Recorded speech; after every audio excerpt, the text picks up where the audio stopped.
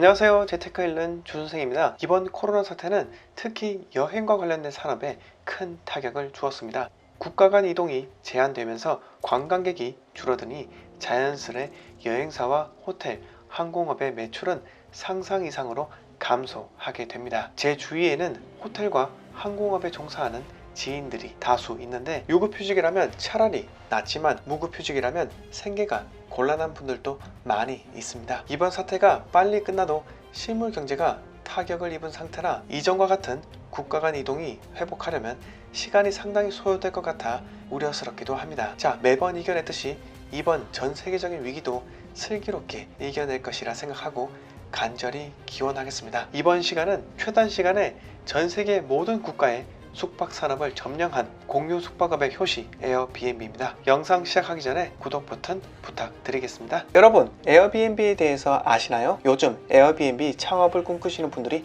많습니다. 내 집 방 한 칸을 전혀 모르는 사람에게 빌려주는 공유 숙박업의 시작이 바로 에어비앤비입니다. 직장과 병행하면서 충분히 할 수 있다는 점과 외국인 친구를 사귈 수 있다는 장점, 그리고 내가 굳이 주택을 소유하지 않더라도 월세로 렌탈하고 에어비앤비 수익으로 주택수를 점점 늘려간다면 사업성이 있을 것이다 라며 저도 언젠가는 해야겠다고 마음만 먹고 있었습니다. 저 같은 사람도 에어비앤비를 해야겠다고 마음을 먹는데 실제로 생각하고 실천으로 옮기는 사람들이 얼마나 많을까요? 에어비앤비는 2008년 샌프란시스코에서 매트리스를 대여하는 회사로 시작해서 현재 전세계 191개국 3만 개 이상 도시에 700만 개 이상 숙소로 제공하고 있고 2017년 매출 26억 달러에서 2018년 48억 달러로 늘어나면서 2018년 기준 기업 가치가 310억 달러까지 상승하게 됩니다. 그러나 코로나 사태로 인해 매출이 뚝 떨어지게 되는데요. 사회적 거리두기가 확산이 되고 있는데 당연히 집주인과 대면해야 하는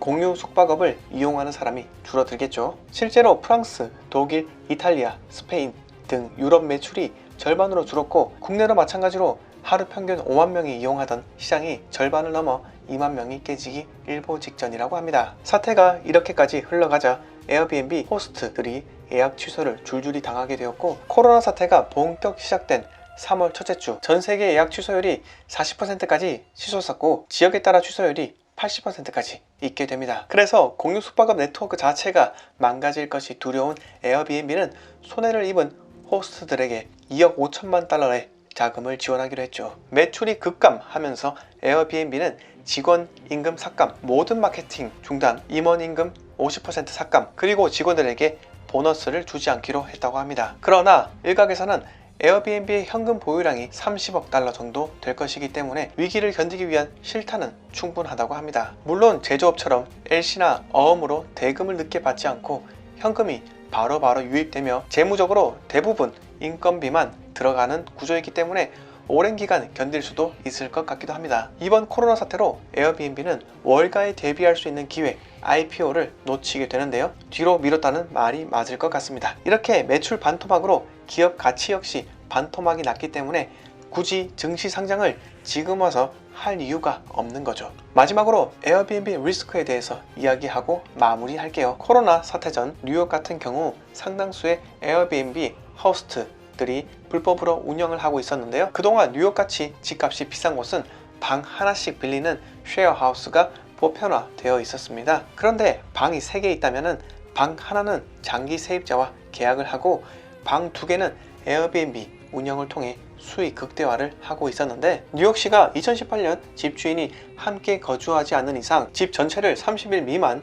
단기로 빌려주는 것을 불법으로 규정짓는 법안을 제정하게 됩니다. 단기 렌탈 목적의 공유 숙박업이 활성화되자 뉴욕의 장기 임대 시장에 매물로 나왔던 주택 10,000개 정도가 에어비앤비 숙박 공유 시장으로 옮겨가게 되었는데요. 그 결과 장기 임대 시장에 주택 공급이 줄면서 뉴욕시 평균 집값 1.4% 상승과 맨하튼 같은 경우 월세가 700달러나 오르게 되면서 이 같은 법안이 제정된 배경이 됩니다. 에어비앤비가 가져온 공유 숙박업은 혁신적인 발상이지만 정부의 입장에서는 어떻게 보면 법이 갖추기 전에 치고 들어온 골칫덩이라 할 수 있습니다. 에어비앤비가 지금까지는 급속도로 성장을 하였고 코로나 때문에 주춤하고 있긴 하지만 국가들이 자국의 호텔 산업을 보호하고자 법안을 강화할 수 있기 때문에 그래서 에어비앤비는 언제나 잠재적인 리스크를 안고 가야 할 수밖에 없는 겁니다. 이것이 스타트업의 숙제이지 않을까 생각이 드네요. 자, 에어비앤비의 위기 오늘 내용 여기서 모두 마치도록 하겠습니다. 구독과 댓글 부탁드리겠습니다.